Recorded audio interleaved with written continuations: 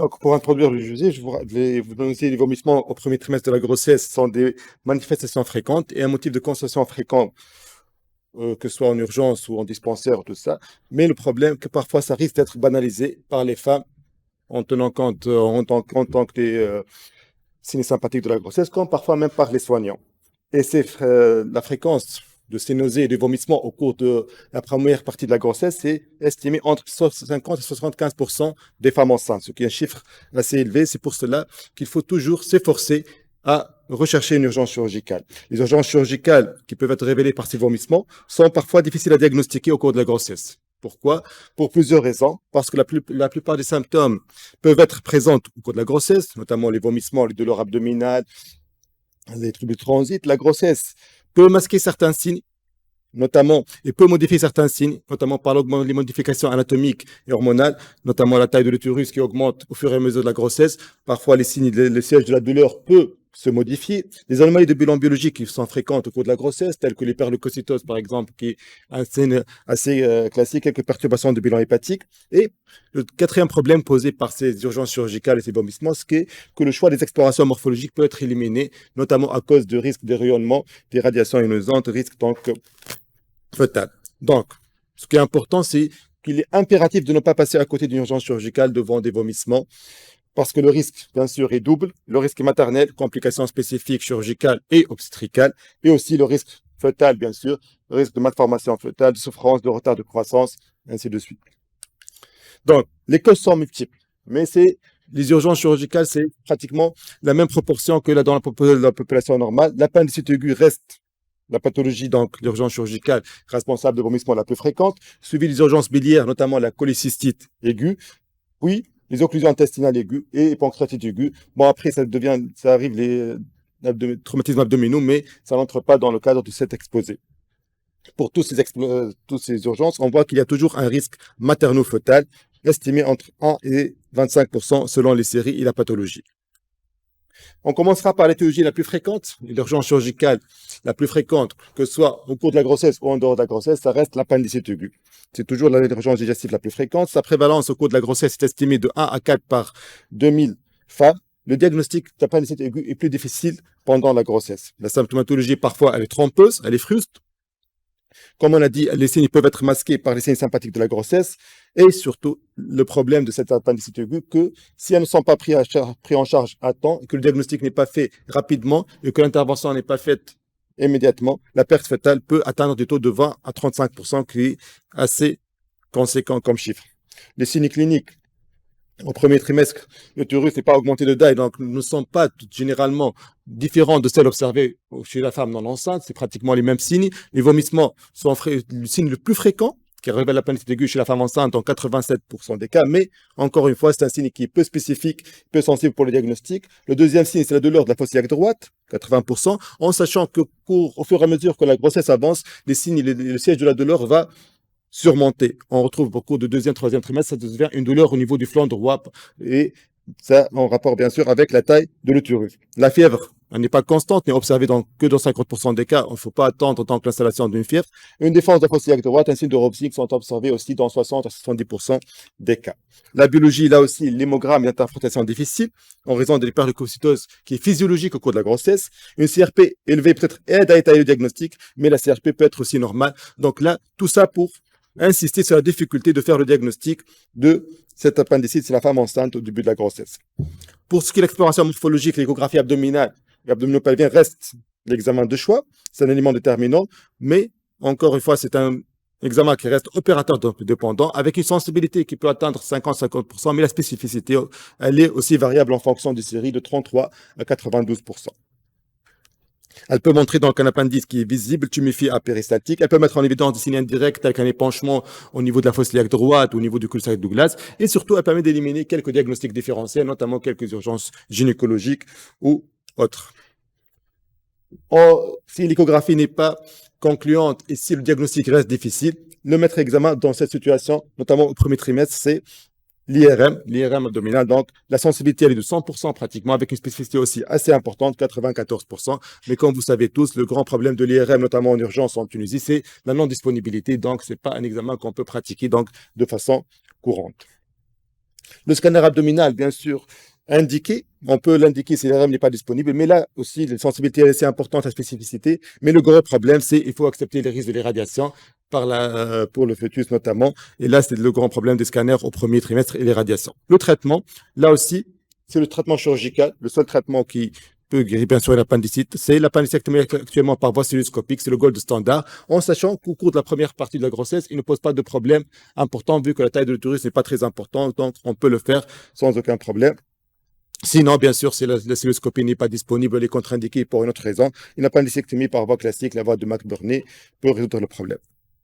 Comment peut-être gérer ces appendicites? Donc, devant une douleur de la fosse iliaque droite associée chez une femme enceinte, le premier examen, comme on a dit, c'est l'échographie. Si l'échographie est en faveur du diagnostic d'appendicite, il faut opérer la patiente. Sinon, l'idéal est de pratiquer une IRM. Si celui-ci confirme le diagnostic, on réalise donc une appendicectomie. En l'absence, donc, l'IRM n'est pas possible. Si on peut faire le scanner et confirme le diagnostic, on opère. Sinon, c'est une expectative, disons, armée, surveillance, voir comment les signes évoluent.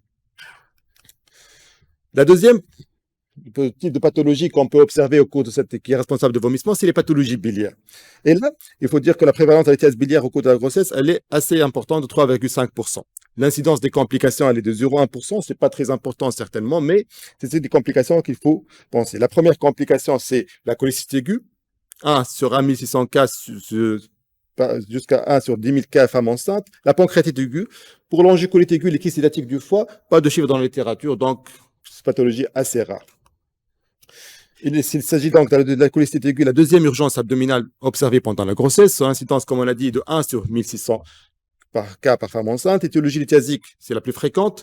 Et la lithiase vésiculaire est retrouvée chez 3,5 à 10% des femmes enceintes. C'est assez fréquent, donc, la lithiase biliaire chez les femmes enceintes. Pourquoi? Il y a plusieurs explications physiopathologiques, notamment l'explication et le rôle des modifications hormonales, notamment l'imprégnation oestrogénique qui modifie le contenu de la vésicule biliaire, à modification des compositions de la bile, augmentation du cholestérol, diminution du taux des acides biliaires avec un risque de cristallisation, mais aussi l'imprégnation par les progestérones modifie le contenant, donc la vésicule elle-même et sa motricité avec augmentation du vésicule, diminution de la contractilité vésiculaire, c'est augmente aussi donc le risque de cristallisation et la lithiase biliaire avec une incidence plus importante chez la femme enceinte.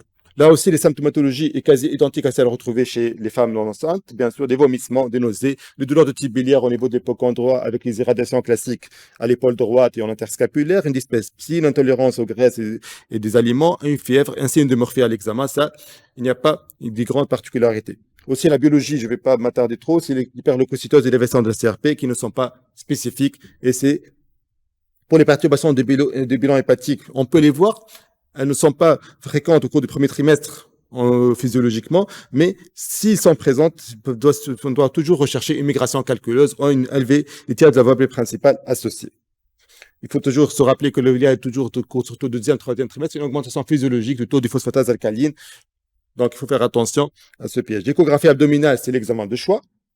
Elle est non invasive, non irradiante et facilement réalisable, avec une sensibilité là est très importante pour le diagnostic des calculs, le diagnostic de la cholécystite aiguë, c'est l'examen de première intention. Le signe en faveur, c'est le signe classique d'une cholécystite aiguë, le signe de Murphy échographique, la vitesse de distension vésiculaire, l'épaississement de la paroi, les épanchements périvésiculaires, les dilatations des voies biliaires associées. Tout ça sont des signes classiques, donc il n'y a pas de différence entre les femmes enceintes et les femmes et la population normale. Le traitement, là aussi, c'est une cholestectomie par voie cystoscopique, notamment au cours du premier trimestre, elle est faisable, elle ne pose aucun problème.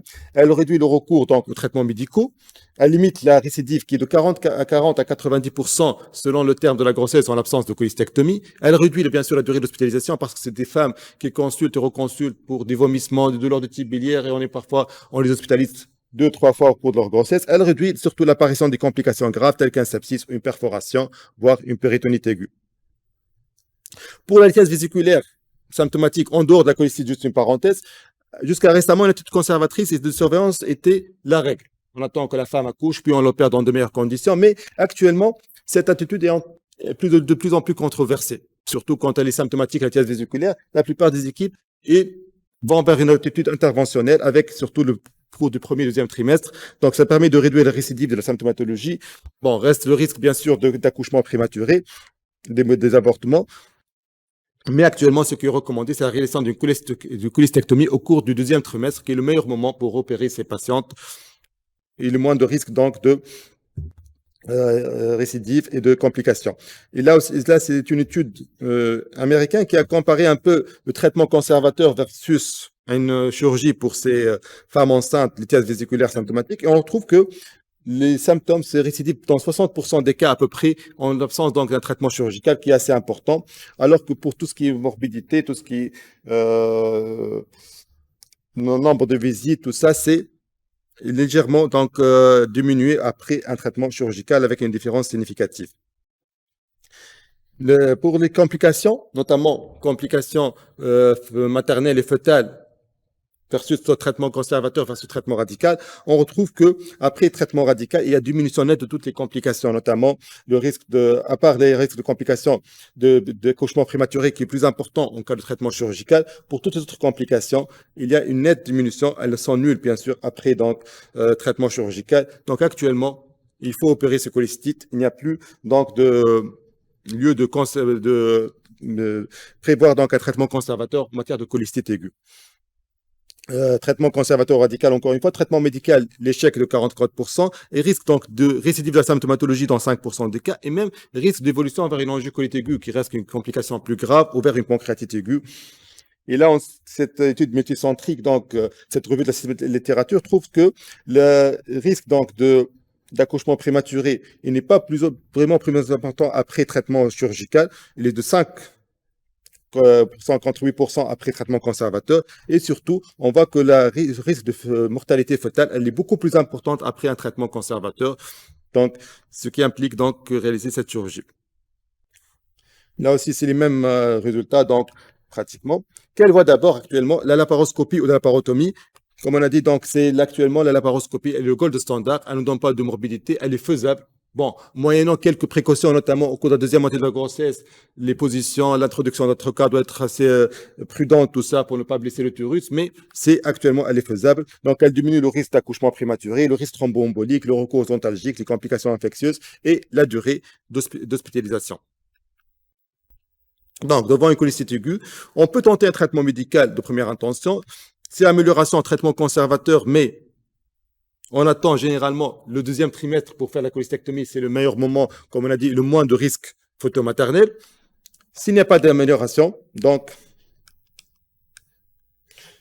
premier, deuxième trimestre, il faut réaliser une cholestectomie cystoscopique. Et là, au cours du troisième trimestre, certes, ce n'est pas notre objectif, mais juste pour avoir une idée, on doit, dans certaines situations, privilégier la grossesse, notamment si on est inférieur à 34 semaines d'aménorrhée, au moins pour la maturation. Donc, on attend la maturation fœtale. Sinon, s'il n'y a pas donc il n'y a pas d'amélioration, il y a des signes de gravité, il faut faire une cholestectomie avec tocolyse et corticoïdes entre 34 et 38 semaines. Si contre-indication, laissez faire, donc on attend l'accouchement, sinon une cholestectomie par voie sous-costale. Après 38 semaines, bien sûr, il faut privilégier l'accouchement et réaliser la cholestectomie en post-partum immédiat. Pour la pancréatite aiguë, reste une infection rare pendant la grossesse, c'est de l'ordre d'une incidence de 0,3 à 1 pour 1000 femmes enceintes. Elle est rare au début de la grossesse, mais elle est plus fréquente pendant le troisième trimestre. Donc, l'étiologie biliaire, c'est l'étiologie la plus fréquente. Épigastragie, c'est le signe majeur, associé bien sûr à des vomissements, parfois une intolérance parfois alimentaire importante. Donc, le diagnostic, comme en dehors de la grossesse, repose sur une lipasémie qui est supérieure à 3 fois le normal. L'échographie abdominale, c'est le premier examen morphologique à réaliser dans un but notamment étiologique. Il faut toujours rechercher des signes de gravité tels qu'une défaillance viscérale, des signes en faveur d'un abdomen chirurgical, des signes tels que les signes de Cullen, les équipements périombilicales, l'infiltration des flancs, les signes de graisse urinaire. Et là aussi, l'examen pour le diagnostic de gravité et pour la stadification, si on ne peut pas faire le scanner à cause du risque, bien sûr, des radiations, notamment au premier trimestre, deuxième trimestre, c'est l'IRM, c'est la pancréatico-IRM qui est l'examen de choix. C'est un examen diagnostique, pas des radiations ni des sédations, et permet une bonne analyse de l'arbre biliopancréatique, donc étudie le pancréas et les voies biliaires pour rechercher un calcul, même de taille centimètre inférieure à 1 centimètre, il permet de diagnostiquer et permet bien sûr de stadifier la pancréatite. La prise en charge, là, il n'y a aucune différence pratiquement en dehors de la grossesse. Un traitement médical doit toujours être initié en urgence avec une réanimation, récupération hétéroélectrolytique, antalgique. Une alimentation entérale précoce, actuellement, elle est recommandée dès la sédation de la douleur et dès la disparition des vomissements. Et là aussi, le grand problème de cette pancréatite aiguë biliaire chez la femme enceinte, c'est le récidive qui atteint des taux de 70% au cours de la même grossesse. Donc là aussi, il faut penser à opérer ces patients. En traitement étiologique, l'abstention thérapeutique est recommandée au premier trimestre et en programmant la cholestectomie laparoscopique pendant le deuxième trimestre de la grossesse. C'est actuellement le traitement aussi de choix pour les pancréatites aiguës d'origine biliaire. Donc, un petit algorithme pour clarifier tout ça. Donc, diagnostic positif, diagnostic de gravité. Pour les pancréatites bénignes, c'est un remplissage antalgique et on fait notre bilan étiologique, notamment l'IRM. Si les pancréatites sévères, toujours la réanimation et bilan étiologique. S'il s'agit d'une pancréatite biliaire en présence d'un ictère ou d'une angiocolite aiguë, il faut là proposer un traitement endoscopique en urgence, une sphinctérotomie endoscopique pour assurer la clairance des voies biliaires.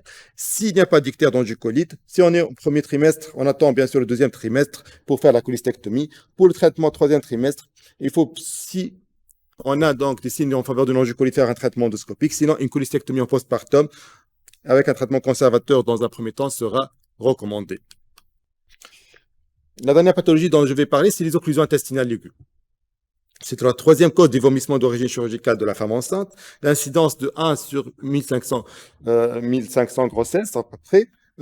Environ 33 à 59%, 53 à 59% des obstructions intestinales sont dues à des adhérences ou des brides, bien sûr, secondaires à des interventions antérieures ou à des épisodes de maladies inflammatoires, telles que maladie de Crohn ou autres. Donc, les causes, comme on a dit, elles sont dominées par les brides. Plus de 50% des cas, c'est des brides chirurgicales. C'est la cause la plus fréquente, même en dehors de la grossesse, bien sûr. Le diagnostic clinique est souvent difficile et tardif. Là aussi, le problème, les signes habituels de l'occlusion, on peut les observer au cours de la grossesse, les vomissements, les douleurs, la distension, tout ça. Et parfois sont mis en compte donc aussi des signes de sympathie de la grossesse. Et là, encore une fois, le problème des explorations morphologiques. Peut-on faire une ASP, un scanner ou l'idéal une IRM pour faire le diagnostic et le redresser? Là aussi, on voit que le décès fœtal par occlusion en fonction du terme, il est surtout important au cours du troisième trimestre de la grossesse, peut-être à cause de la distension intestinale avec un utérus qui est déjà distendu. Et là, le risque il est plus important au cours de la deuxième moitié de la grossesse. Là aussi, la conduite à tenir, elle ne diffère pas trop de la pathologie en dehors de la grossesse. Donc, en présence de signes de gravité, notamment des signes d'ischémie intestinale, des signes de sepsis, tout ça, il faut opérer en urgence. Là, il n'y a aucune discussion. Sinon, une réanimation avec aspiration gastrique. S'il y a une amélioration avec rétablissement du transit, il faut opter bien sûr pour un traitement conservateur. S'il n'y a pas d'amélioration, on optera vers un traitement chirurgical pour lever cette occlusion. Donc, pour conclure, les particularités anatomiques, les modifications physiologiques dans les urgences chirurgicales, un masque trompeur compliquant les procédures anesthésiques et chirurgicales et explique les évolutions parfois graves de ces pathologies. Toujours penser à ces urgences en cas de vomissement, surtout si association à un syndrome abdominal aigu et des signes infectieux. Et je vous remercie.